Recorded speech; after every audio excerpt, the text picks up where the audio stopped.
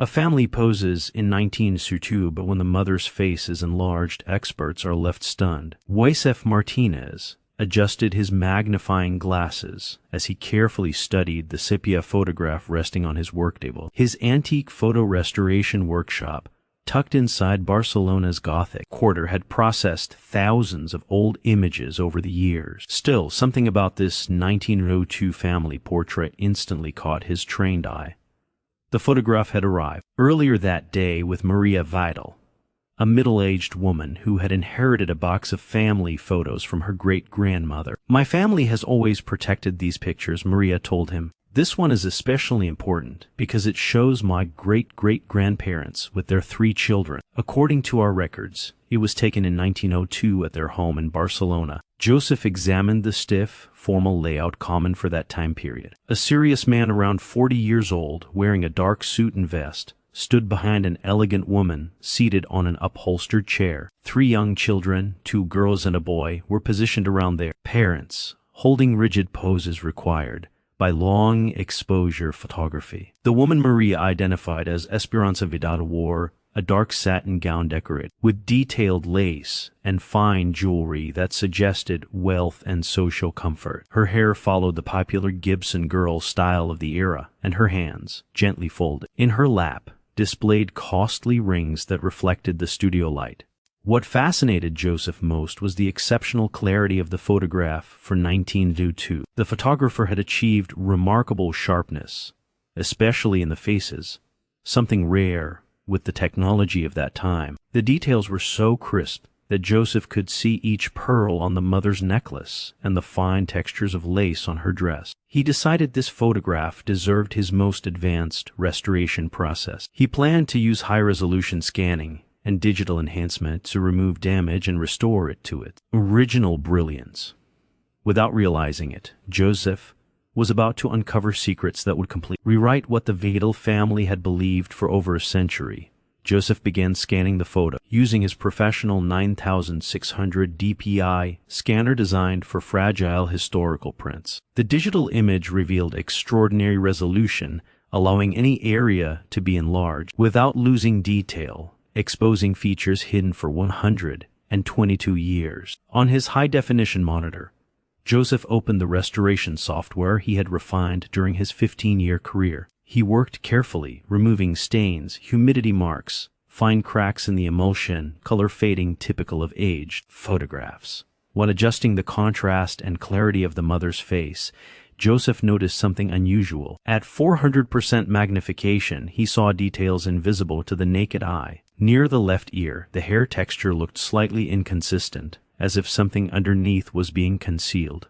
He applied specialized filters designed to reveal hidden image layers. What appeared shocked him. Beneath what he believed was natural hair, the edge of a carefully fitted wig became clearly visible. The hair was not growing from the scalp, but placed over an artificial base. Curious and uneasy, Joseph continued examining the image. At maximum magnification, he noticed makeup techniques far too advanced for 1902. The cosmetic methods of that era were simple, yet this face showed multiple layers of powders and creams applied with professional precision to alter appearance. Even more disturbing was what he found using digital spectral analysis. Behind the right ear, partially hidden by the wig and makeup, was a small fleur-de-lis tattoo. Near the left eye, beneath heavy cosmetics, he identified a distinct crescent-shaped scar. Joseph had restored thousands of historic photographs, but had never seen such clear proof that someone had intentionally disguised their identity. The woman in the photo was not simply posing, she was playing a carefully constructed role. One unsettling question filled his mind. If this woman was not really Esperanza Vidal, then who was she, and why did she need to hide who she truly was? Joseph contacted Maria Vidal to share his early findings, choosing his words carefully. "I've found some unusual details that may help us better understand your family's past," he said during their phone call. "Do you have any documents related to Esperanza Vidal?" Maria agreed to meet him at her apartment in Gracia, where she stored old family records.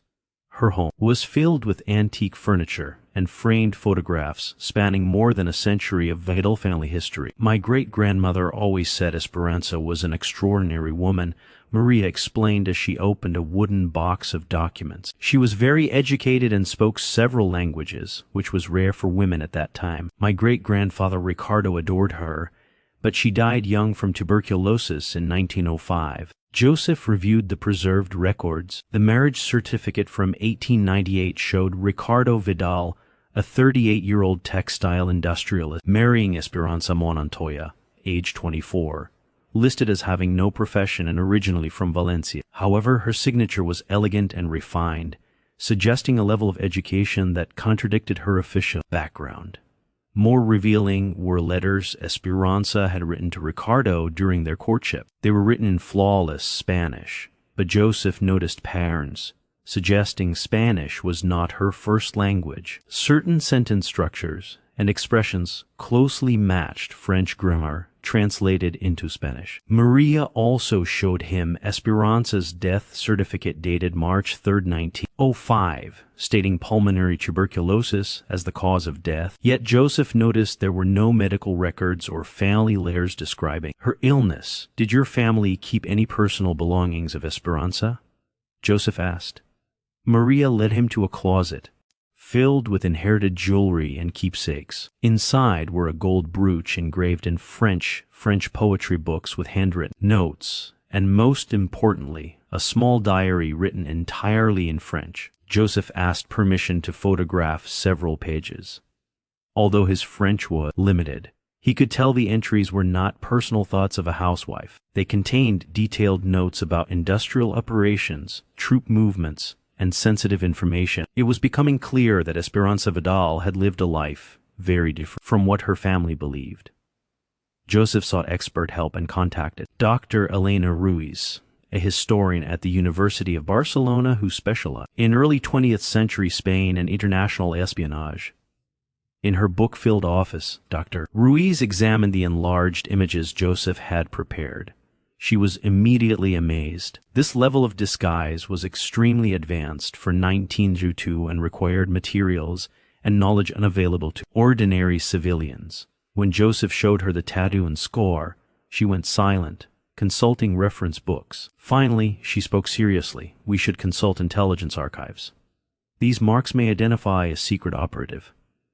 Ruiz contacted colleagues in Paris with access to French intelligence records. While waiting, she explained the tense political climate between France and Spain from 1900 to 1905, especially regarding Morocco. Dr. Ruiz translated the French diary pages and grew visibly alarmed.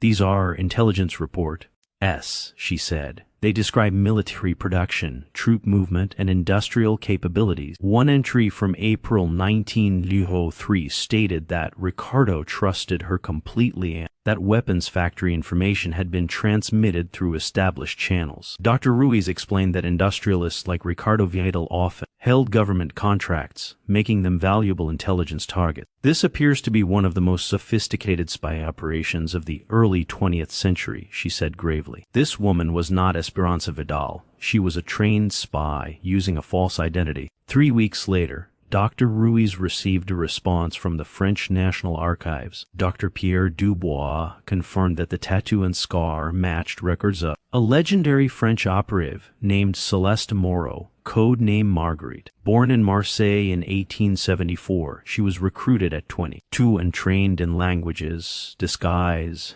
and social manipulation. Her file listed the fleur-de-lis tattoo, crescent scar, and mastery of Spanish, Italian, and German, with specialization in high society infiltration and strategic marriages. Operation Iberia, conducted from 1898 to 1905, involved infiltrating Spanish industrial circles through marriage. Her false identity as Esperanza Montoya had been carefully constructed, complete with forged records and regional dialect training. Her fake death from tuberculosis allowed a secret extraction when suspicion arose. Joseph realized he had uncovered not just a photograph secret, but proof of a major espionage operation. Telling Maria the truth would be devastating. He arranged a meeting with Dr. Ruiz present to explain everything. When Maria saw the images and heard the explanation, her reaction was shock, followed by disbelief. "This can't be true," she whispered. "My family always said Esperanza was loving, faithful, and devoted to her children. She cannot be a French spy. Dr. Rees calmly explained that the most successful spies were often those who could convincingly live as loving wives and devoted mothers. Mrs. Vidal, the French records confirm that Celeste Moreau was extremely skilled at forming real emotional bonds while still completing her mission. It is very likely that she truly cared for her family, even while betraying them in a professional sense.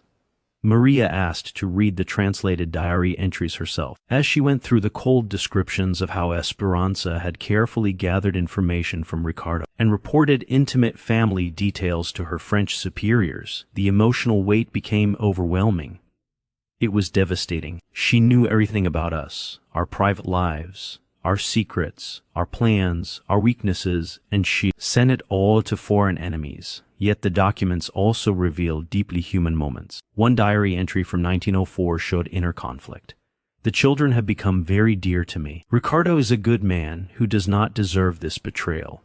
But my duty to France must come before personal feelings. I hope that when this mission ends, they may one day forgive what they will never understand. Joseph then showed Maria evidence that Moreau had quietly arranged financial protection for the family after her death. She had secretly transferred large sums of money into accounts that Ricardo later discovered, appearing to come from unknown investments Esperanza had made. She loved them in her own way, Dr. Ruiz said softly. The best spies are those who remain human, even when their missions require betrayal. Moreau clearly struggled with the tension between duty and affection. Maria needed several weeks to fully absorb the meaning of what she had learned. A family history preserved for over 100 years had been completely changed by modern technology applied to a photograph kept innocently across generations. Moved by the emotional impact on Maria, Joseph decided to dig deeper into the historical consequences of Celeste Moreau's espionage work. Worked closely with Dr. Ruiz, they began analyzing what information had been leaked and how it influenced relations between France and Spain. The French archives detailed the intelligence Moreau transmitted between 1898 and 1905. This included exact specifications of new Mauser rifles produced under German license, precise locations of ammunition depots in Barcelona, Valencia, and most importantly, defensive plans for Spanish territory. In Morocco, Dr. Ruiz explained the political situation. At that time, France and Spain were fiercely competing for control and influence in Morocco. The intelligence Moreau provided gave France a major advantage in both diplomatic talks and military strategy. Joseph also discovered that Ricardo Vidal had been involved in more sensitive government contracts than the family ever knew. His textile business produced military uniforms and had expanded into munitions parts and communication equipment. This information would have been extremely valuable to French intelligence. One particularly revealing document showed that Moreau's intelligence directly influenced the Treaty of Algeciras in 1906, where France gained significant concessions in Morocco. French negotiators knew the strengths and weaknesses of Spanish defenses, knowledge that could only have come from deep infiltration like Moreau's.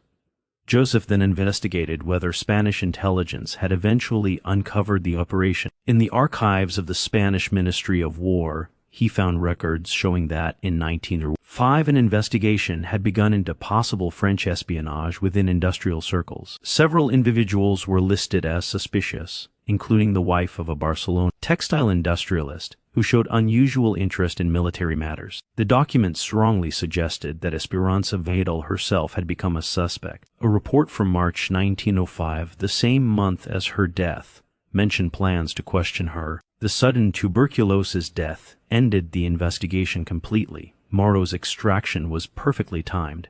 Dr. Ruiz noted, the French removed her just as her cover was about to collapse. It was a flawless operation. Joseph now understood that the family portrait was not only proof of personal deception but also a powerful historical record illustrating the complexity of international espionage during a critical moment in European history. The 1902 photograph captured Spain at a moment when it was being quietly undermined by one of the era's most effective spies.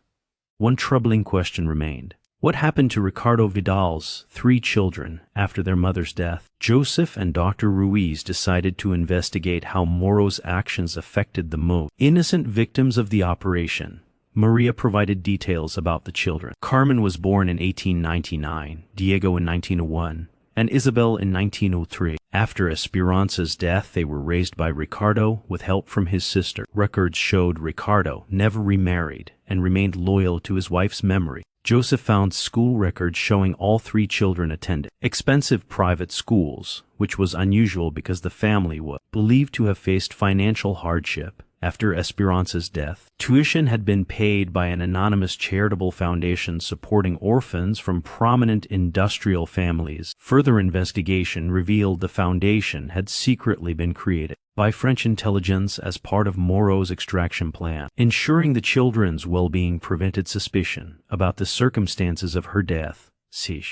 Oil reports showed the children were exceptional students, especially in languages. Carmen became fluent in French. Diego showed strong ability in mathematics and science, and Isabel excelled in literature and art. Teachers noted their unusual cultural maturity, as if they had received advanced education. Early in life, Maria shared letters written by the children as adults. In one letter from Carmen dated 1925, she wrote, "Sometimes I feel Mama taught us things I never fully understood, as if she knew more about the world than an ordinary Spanish woman would." Diego later became an engineer with a strong interest in French military technology. Isabel moved to Paris in 1920 and worked for the French Ministry of Foreign Affairs, aided by recommendations she could never explain.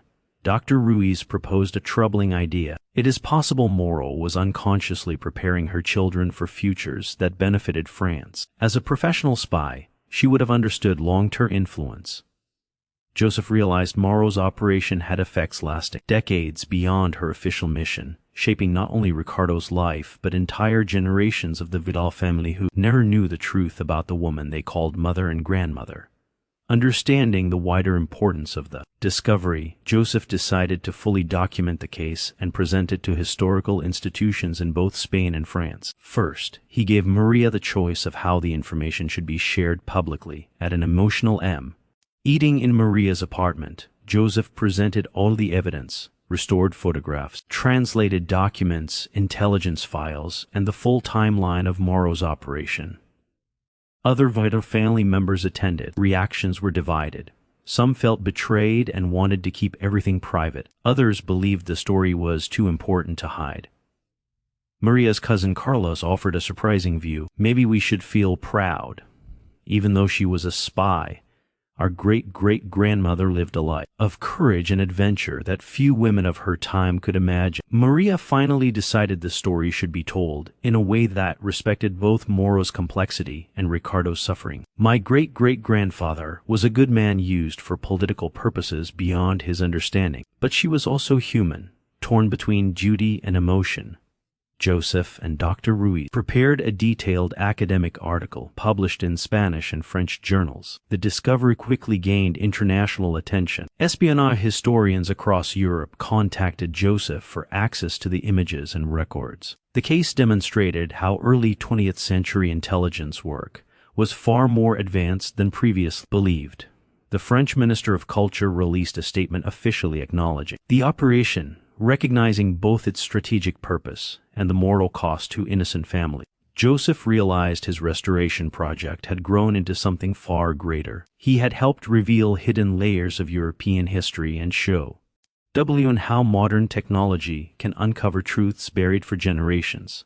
1 year later, Joseph presented the case at the International Congress of Espionage History in Paris. His lecture, "When Technology Reveals History, the Case of the Forgotten Spy," became one of the most discussed talks at the event. While in Paris, Joseph was contacted by Marie-Claire Moreau, Celeste Moreau's 78-year-old great-niece. Her family had always known Celeste had done something important for France, but never knew the details. Seeing her photograph and learning the full story was deeply emotional. Marie-Claire shared letters Celeste had written after retiring in 1905, expressing guilt and sorrow. "I will never forget the family I had to leave behind. I served France, but I also betrayed good people who did not deserve it." Joseph arranged a meeting between Marie-Claire and Maria Vidal. The two families, connected by secrecy for over a century, finally spoke openly. Marie Claire told Maria that Celeste genuinely loved her family and suffered deeply from her double life. Maria responded with unexpected compassion. "I cannot justify what she did, but I understand the conflict she lived with." Together, the family agreed to create a memorial honoring Ricardo Vidal as an innocent victim and recognizing Celeste Moore as a woman who faced extraordinary circumstances at great moral cost.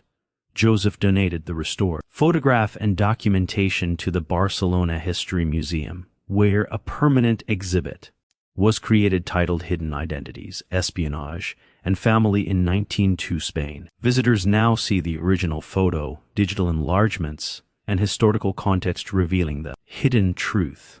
At the exhibition opening, Joseph reflected that history is rarely simple. People we think we know may have lived secret lives. Modern technology allows us to uncover these stories, but also forces us to face the moral complexity of the past.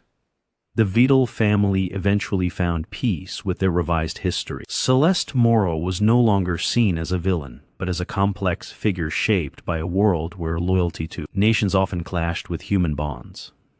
Joseph continued restoring photographs with a new awareness. Every image might hold hidden truths beneath time and decay.